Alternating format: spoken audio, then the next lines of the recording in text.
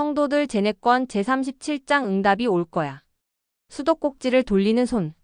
어떻게 생각해요? 마르코 비아비센시오는 질문을 하고 아내 클라우디아의 대답을 기다렸다.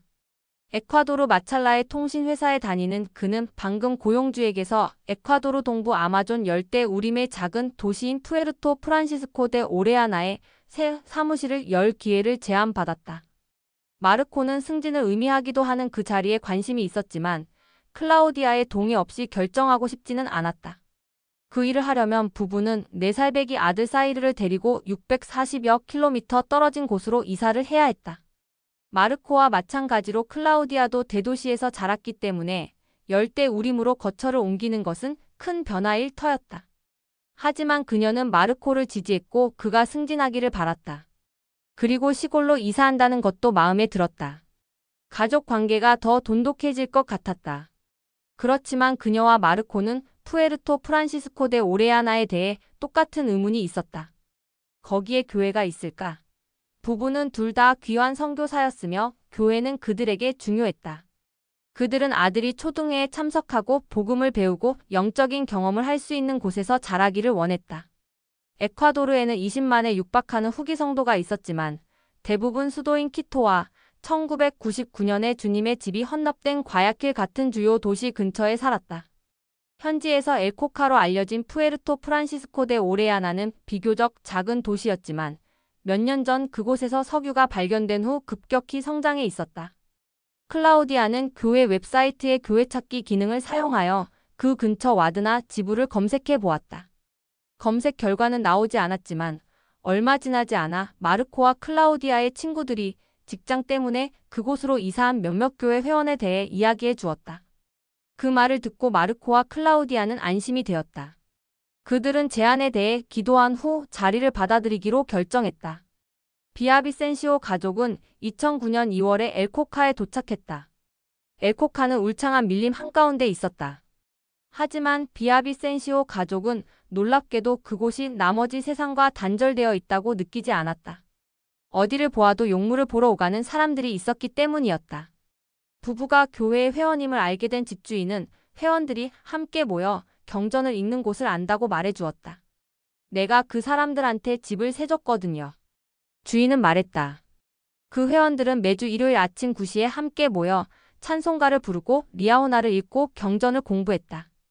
또한 그들은 에콰도르 키토 선교부의 회장인 티모시 슬론에게 연락했고 슬론 회장은 그들을 방문하도록 2명의 선교사를 보내주었다. 하지만 선교사들은 4시간 거리에 살았으므로 엘코카에 자주 오지는 못했다. 마르코와 클라우디아, 사이르는 매주 일요일 모임에 참석하기 시작했다. 처음에 사이르는 초등회를 그리워하며 다른 아이들이 어디에 있는지 궁금해했다. 마르코와 클라우디아도 옛 생활을 그리워했지만 주님을 섬기는 일에 몰두하면서 향수병은 잦아들었다. 선교사들이 오자 마르코는 더 많은 회원을 찾도록 도와달라며 말했다. 장로님들, 이 도시를 돌아다녀야 합니다. 그는 사람들이 선교사들을 알아본다면 현지에 있는 다른 회원들과 모임을 할 수 있는 장소를 물어볼 것이라고 생각했다. 그곳의 교회 회원들은 조금씩 매주 일요일 모임에 대해 알게 되었고 그룹에도 합류했다. 그룹이 커지자 마르코는 그룹의 지도자가 되었다.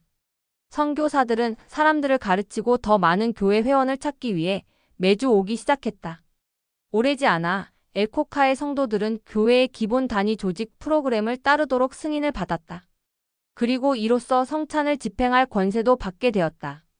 엔젤라 피터슨 폴렌타인은 자신들은 생물학적 자녀를 갖기가 매우 어려울 것임을 알게 되자 친정어머니에게 전화를 걸었다. 어떻게 할지 모르겠어요. 아는 사람 중에는 이런 일을 겪어본 사람이 없어요. 그녀는 겁에 질려 있었다. 어머니는 그 말을 듣고 전 본부 청년 회장이었던 아데스 캡을 기억하냐고 물었다. 그러면서 엔젤라에게 다음과 같이 상기시켰다. 그 자매님 부부는 자녀를 갖는 축복을 받지 못했단다. 하지만 자매님은 자신을 불임 여성으로 규정하지 않고 그것을 헤쳐나가는 모범이 되었지. 그러고는 이렇게 말했다. 그것을 걸림돌로 여겨서는 안 된다. 내가 모성과 가족에 관한 교리를 이해할 필요가 있다는 느낌이 드는구나. 그렇지 않으면 평생 그 문제와 계속 부딪히게 될 거야. 어머니는 그런 다음 이렇게 말했다. 너와 존이 왜 이런 일을 겪어야 하는지, 또 이 일이 얼마나 오래 지속될지는 모르겠다.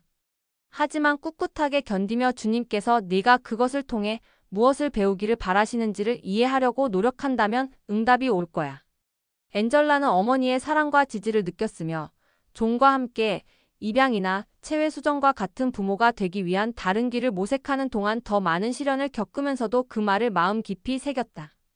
그들은 후기 성도 가족 서비스와 뉴질랜드 국가 프로그램을 통해 입양을 알아보다가 입양 가능성이 극히 낮다는 것을 알게 되었다. 실망에 실망을 거듭하는 동안 엔젤라는 힘을 얻기 위해 기도와 금식, 성전 예배에 의지했다. 그녀는 구주에 대해 자주 생각했고 그분께서 자신이 시련을 견디도록 도와주고 계시다는 것을 확신했다. 그러나 그분께서 그 시련을 그냥 없애주시기를 바라기도 했다. 그 시기에 존은 그녀를 위로했다. 존은 모든 것이 잘 되리라는 믿음이 있었다. 엔젤라는 여전히 벽에 걸려있는 가족 선언문에 눈길이 갔다. 그녀는 늘 그 가르침을 좋아했었다.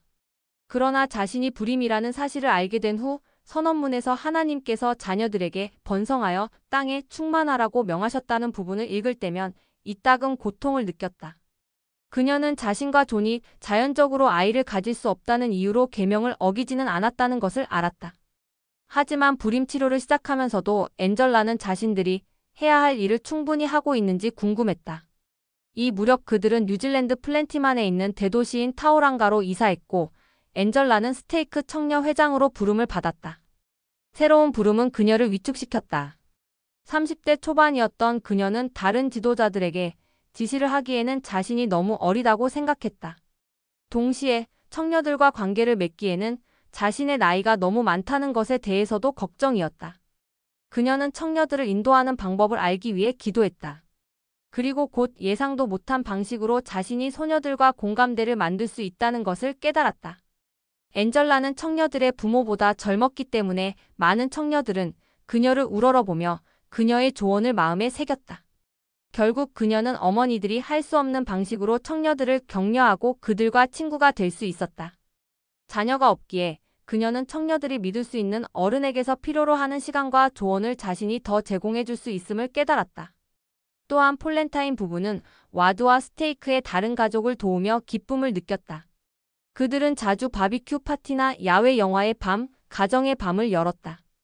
연차 대회 때는 청녀들을 초대해 크레페를 먹은 뒤 스테이크 센터로 가서 청녀 총회 방송을 함께 시청하곤 했다. 성탄절에는 가족과 멀리 떨어져 있는 것이 힘들었는데 그래서 부부는 성탄절 전야가 되면 남아프리카 공화국과 니우에 섬에서 온 몇몇 이민자 지인들을 위해 파티를 열었다.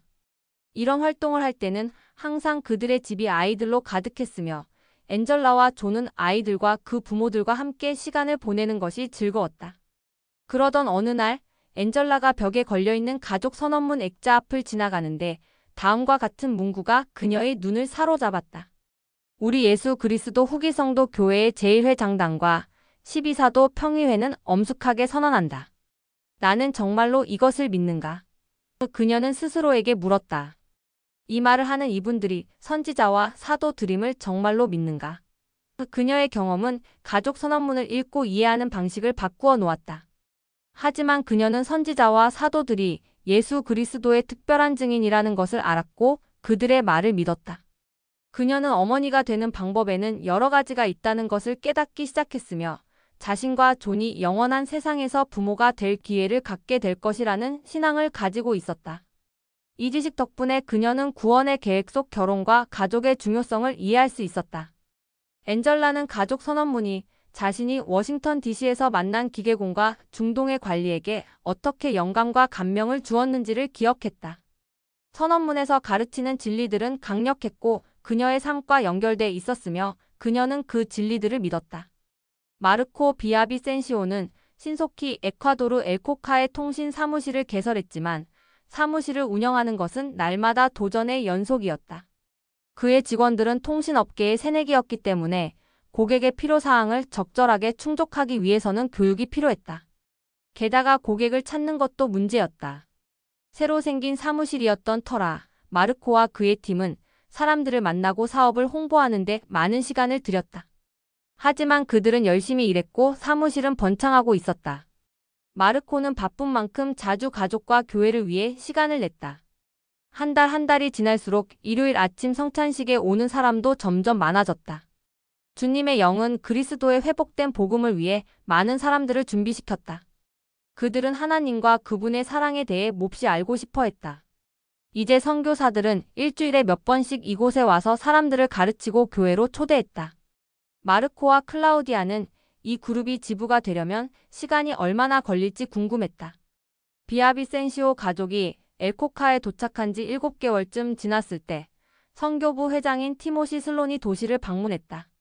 마르코가 현지 교회 그룹을 이끌었기 때문에 슬론 회장은 그에게 함께 엘코카를 둘러보는 동안 자신을 성도들에게 소개해달라고 부탁했다. 마르코는 오전에 나머지 시간과 오후까지 선교부 회장과 함께 도시를 돌아다녔다. 슬론 회장은 특히 멜기세덱 신권 소유자들을 만나고 싶어 했고 그중 몇 명과 접견을 했다. 그는 이곳저곳을 다니는 동안 마르코에게도 가족과 직업, 교회에서의 경험에 대해 물었다. 하루를 마무리할 무렵 슬론 회장은 마르코에게 이야기를 하고 싶다고 말했다. 그들은 성도들이 모임을 하는 집으로 가서 빈 방을 찾았다. 그런 후 슬론 회장은 이 도시에서 지부 회장을 찾기 위해 기도하고 있었다고 털어놓았다. 형제님이 적임자라는 느낌이 들었습니다. 라고 그는 말했다. 주님의 이 부름을 받아들이시겠습니까? 네. 마르코가 답했다.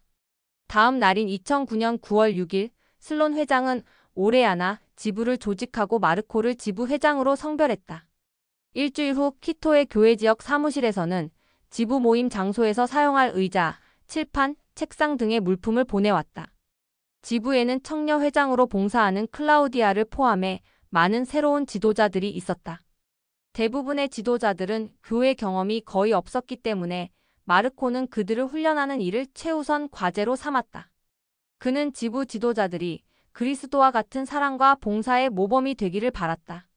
그는 새로운 지도자들이 책임을 배우도록 돕기 위해 온갖 교회 교재와 비디오 등 수중에 있는 자원을 모두 사용했다.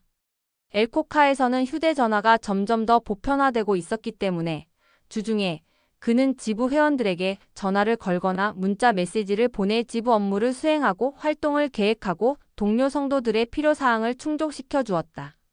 지부가 교회로부터 받은 물품 중에는 인터넷을 쓸 수 있는 데스크톱 컴퓨터도 있었다. 교회는 현지 지도자와 서기가 11조와 성찬식 참석자 수 등의 데이터를 정확하고 안전하게 기록하고 보고할 수 있도록 회원 및 지도자 서비스라는 컴퓨터 프로그램을 개발했다. 마르코는 기술업계에서의 경험을 통해 컴퓨터에 익숙했으므로 소프트웨어 사용법을 빠르게 배웠다. 그렇지만 엘코카에는 컴퓨터가 드물었기 때문에 몇몇 새로운 지도자들에게는 그가 컴퓨터 사용법을 가르쳐 주어야 했다. 다행히 그들은 영의 인도를 받고 열성적으로 배워 기술에 쉽게 적응했다. 지부 평의회 모임이 있을 때면 마르코와 지도자들은 돌보는 사람들을 도울 방법에 관해 자유롭게 생각을 나누었다. 평의회 회원들은 지부의 모든 사람이 예수 그리스도에 대한 간증을 키워야 한다는 점을 이해했다. 마르코와 지도자들은 지부 모임과 활동에서 그리스도에 대해 자주 이야기했고 그렇게 함으로써 방문객과 새로운 회원들이 그분의 사랑을 느끼고 그분께 나아갈 수 있는 환경을 조성했다. 지부가 조직된 지 한 달이 지났을 때 교회는 라디오, 텔레비전, 위성, 인터넷을 통해 반년차 대회를 방송했다. 이러한 채널은 세계의 대부분 지역에 보급돼 있었지만 엘코카 지부는 아직 위성 텔레비전을 이용할 수 없었고 대회를 실시간으로 시청할 만큼 인터넷 연결이 원활하지도 않았다. 하지만 얼마 후 키토의 교회 사무실에서 스페인어로 녹화된 대회 DVD를 지부에 보내왔다. 마르코와 지부의 지도자들은 대회를 생방송으로 시청하는 경험을 재현하고자 녹화물을 모임별로 나누어 주말 동안 보여주기로 결정했다. 그들은 집회소에 의자, 텔레비전, 확성기를 설치하고 각 회원에게 특별 초대장을 보냈다. 클라우디아가 맡은 일은 도착하는 사람들을 맞이하는 것이었다. 첫 번째 모임을 하는 날, 성도들은 안식일 복장을 하고 왔다. 연차 대회를 잘 아는 사람들도 있었지만 어떤 모임인지 전혀 모르는 사람들도 있었다. 모든 사람이 주의 깊게 연사의 말씀을 듣고 태버네클 합창단의 음악을 즐기는 동안 영이 그곳을 가득 채웠다. 새로운 회원들 중에는 교회가 작고 지역에만 국한돼 있다고 생각하는 사람이 많았다. 하지만 대회를 시청하면서 그들은 자신들이 세계적인 조직에 속해 있다는 것을 깨달았다. 그들과 마찬가지로 수백만 명의 성도들이 주님의 사업을 진전시키기 위해 함께 일하고 있었다. 2010년 초에 카리브해 섬에는 17만 명 이상의 교회 회원이 살고 있었다.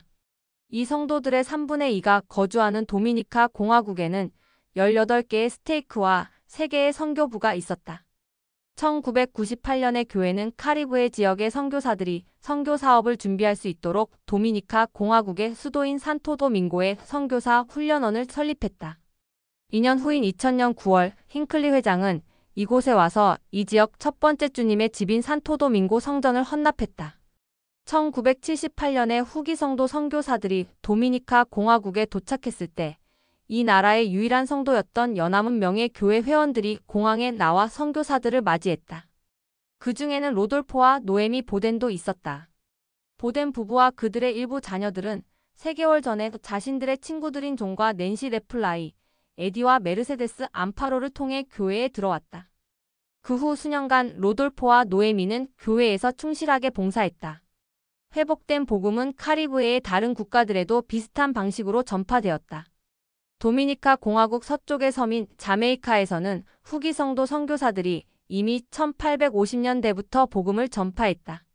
그러나 교회가 그곳에 설립된 것은 1970년대에 자메이카 태생의 개종자 빅터와 버나 뉴전트가 교회에 관심을 두게 되면서였다.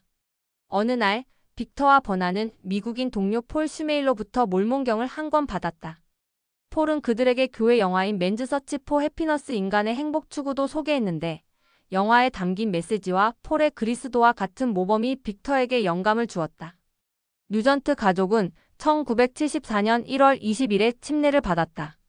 그리고 4년 후 스펜서 W. 킴볼 회장의 계시로 인해 뉴전트 가족을 비롯한 아프리카 흑인 혈통의 사람들이 신권의 축복을 온전히 받을 수 있는 문이 열리자 그들은 솔트레이크 성전에서 임봉되었다.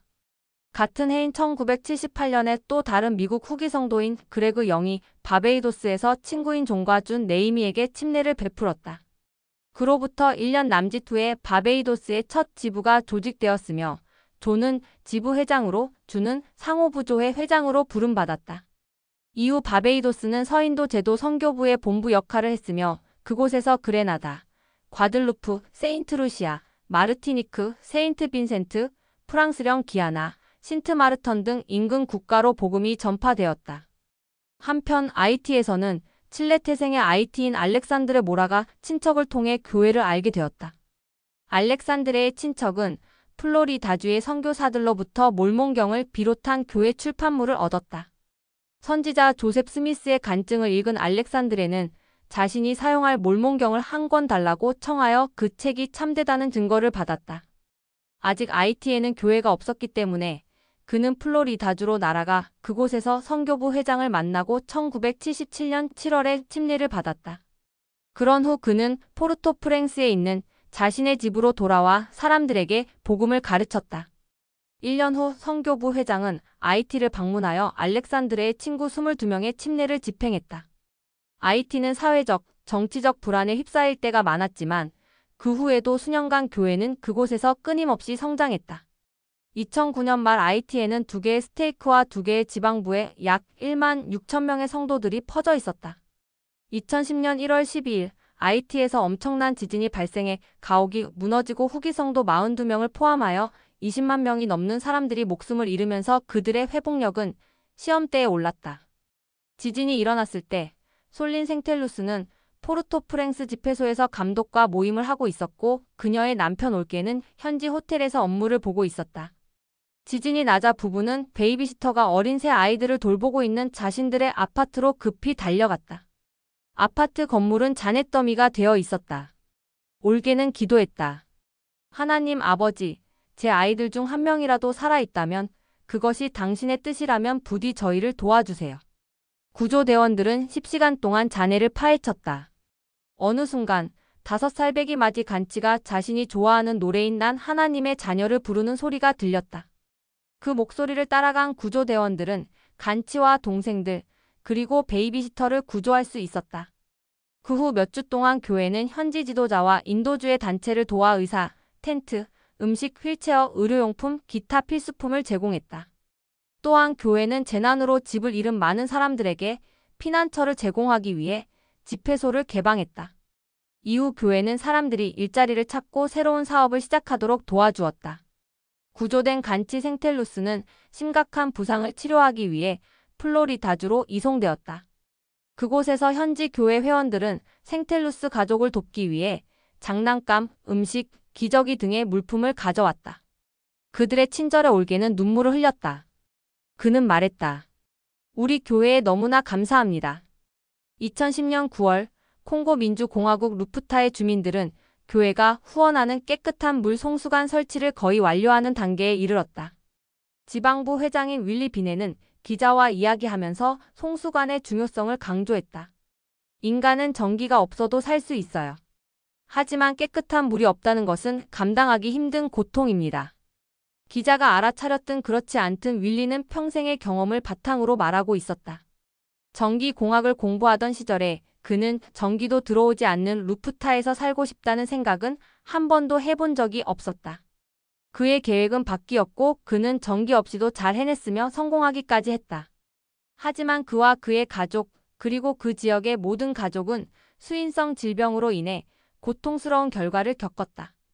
교회에서 그들은 자신들을 보호하기 위해 성찬식에 사용할 깨끗한 생수를 구입하는 희생을 치르기도 했다. 이제 조금만 더 일하면 루프타의 삶은 곧 바뀔 터였다. 프로젝트가 시작될 때부터 시내와 주변 지역에 있는 모든 동네가 송수관 작업 날짜를 배정받았다. 작업일이 되면 프로젝트 담당 단체인 ADIR의 트럭들이 아침 일찍 해당 동네에 도착하여 자원자들을 태워 공사 현장으로 데려갔다. 지방부 회장인 윌리는 모범적인 지도자가 되고 싶었다. 자신의 동네가 작업을 맡은 날이면 그는 간호 업무를 제쳐두고 땅을 파기 시작했다. 루프타와 깨끗한 수원 사이에는 수킬로미터에 달하는 언덕과 계곡들이 있었다. 송수관은 중력으로 작동하기 때문에 자원자들은 물이 제대로 흐르게 하기 위해 도랑을 파고 정확하게 도관을 묻어야 했다. 윌리와 자원자들은 모든 것을 손으로 파냈다. 도랑은 폭이 약 45cm, 깊이는 약 1m가 되어야 했다. 어떤 곳은 모래땅이어서 작업이 빨리 진행되었다. 그러나 또 어떤 곳에서는 나무 뿌리와 돌들이 뒤엉켜 있어서 고된 일을 하기도 했다. 자원자들은 그저 덤불숲에 불이 나거나 사람을 물어뜯는 곤충의 서식처를 건드려 작업이 더뎌지는 일이 없기를 기도할 뿐이었다. 일이 순조롭게 진행되는 날에는 거의 150m에 달하는 도랑을 팔 수 있었다. 루프타 지방부의 성도들은 동네마다 일정하게 할당받은 작업 외에도 특별 교대 작업을 했다. 특별 작업을 하는 날에는 교회의 남성들이 그 날짜에 배정된 자원자들과 함께 도랑을 팠으며 상호부조의 여성들은 작업자들을 위해 식사를 준비했다. 성도들이 프로젝트에 헌신했기에 사람들은 그들의 신앙에 대해 더 많이 알게 되었다. 지역의 사람들은 교회를 회원들뿐만 아니라 더 넓은 지역 사회를 돌보는 기관으로 여겼다. 2010년 11월 송수관 공사가 끝나자 물이 도달하는 광경을 눈으로 확인하기 위해 많은 사람이 루프타로 왔다. 루프타에는 도관에서 나오는 물을 저장하기 위해 버팀대를 높게 세우고 그 위에 거대한 물탱크를 얹었다.